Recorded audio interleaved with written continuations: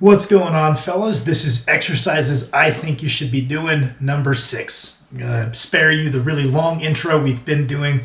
This is just a series where I tell you something I usually like to see in most programs and say, just throw it in there. I'm going to give you some benefits I think it'll give you. Maybe it doesn't give you. You can mark down, hey, this isn't important for me, but I'm giving you something you can just throw in there in practical application and see if you get these benefits that I'm going to tell you it has. On the last one, on exercises I think you should be doing, number 5, I talked about how I like to see a bit of reverse hip hinging. So when we do an RDL, we do a deadlift, hypothetically we do an Atlas stone, anytime we're picking something up or hinging at the hips, I would like to see at least some of the reverse, some kind of motion that is going to work our abs and our hip flexors, something like a hanging leg raise, something like a decline sit-up, something like a GHD sit-up, something like a reverse squat as knees or toes guys does them. Something like that as a little bit of antagonistic work. It doesn't necessarily need to be a 1-to-1 ratio, although if you find that you're someone who's kind of constantly walking around in extension, implementing a 1-to-1 ratio of this reverse hinging type work, every time you pick up a bar off the floor, you hop on the GHD and you do a set of GHD sit-ups, focusing on keeping the ribs locked down. It can definitely help to even that out, but there's no specific ratio. Just when we have a motor pattern, I would like it at least see the antagonistic motor pattern present. We have this idea of structural symmetry, right? No, there isn't robust research to validate that structural symmetry is going to greatly reduce our injury risk or maximize our performance. But that being said, there isn't really a whole lot of robust research done on it yet. So we kind of have to kind of guess in the dark based on our anecdotal experience. And there are a lot of good coaches that I look up to that are advocates for this idea of structural symmetry. I don't think that there's any specific ratio that really matters, and that's going to vary from person to person. But if we have a movement pattern A, I would like to see at least the B, the antagonistic type motion pattern present somewhere. If we do some leg extensions, I'd love to see some hamstring curls somewhere in the program. Doesn't have to be the same day, doesn't have to be any specific ratio, but I'd like to see it in there. So we've kind of established, hey, if you're doing deadlifts, you're doing RDLs, we're doing some kind of hip hinge.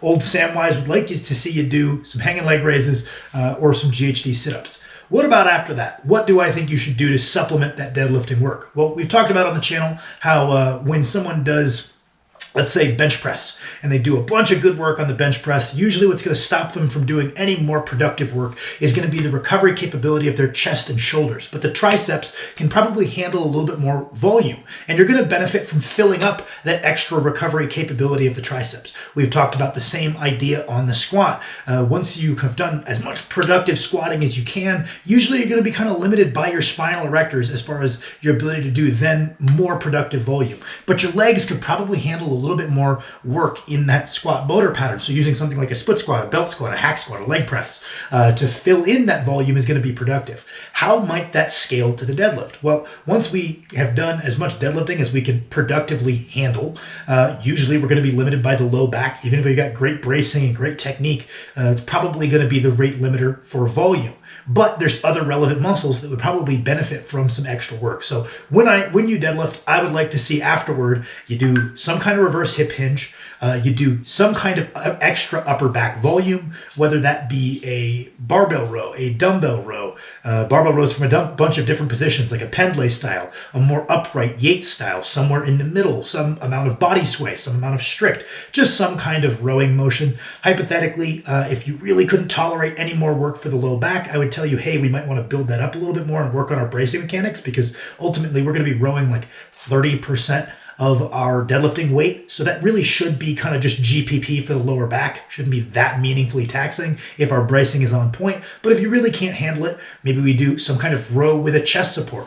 Maybe we post our hand for some single arm dumbbell rows. Or maybe we even do a little bit of work in the vertical plane with some pull-ups, some chin-ups, some kind of pull down. I do think that the rows are going to be a little bit more position specific to the deadlift. So strength in the shortened position of the lat is probably going to be a little bit more relevant to your deadlift than strength in a lengthened position. While lengthened position strength is great for building up a bunch of lat mass, we do know that strength tends to be position specific. So we could have very strong quads in a shortened position doing leg extensions, but when we go into a deep squat, we find that that strength we built in that shortened position doesn't necessarily carry over that well. So we've got this idea that, okay, we want to maybe row because it's a little bit more specific to the deadlift, but what row exactly we do, who knows? Our lats probably could handle that extra volume after deadlifting, and I would say that you would probably benefit from it.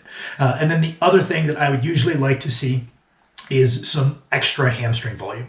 This kind of overlaps with, I think it was number 2 in the exercise I think you should be doing, where I said when you squat, I would like to see some glute ham raises or some hamstring curls in there for some antagonistic work. Well, if you squat and deadlift in the same session, that's just twice as much of a reason that I'd like to see some hamstring curls in there for some extra volume. So let's say you're doing a deadlift. The other things that I would like to see on that day are the GHD sit-ups or hanging leg raises, some kind of row. I'm very partial to just doing barbell rows and getting more work on my bracing, spending more time in that bent over position. I find it's got some skill transfer, but you could probably fit in a whole lot of other things and they work well. And then I would usually like to see some hamstring curls, maybe some back extensions for some additional glute and hamstring volume, just some extra posterior chain volume that maybe isn't as taxing on the lower back as the deadlift was. Maybe we can't do RDLs here, but we could do some reverse hyper, so we could do some back extensions.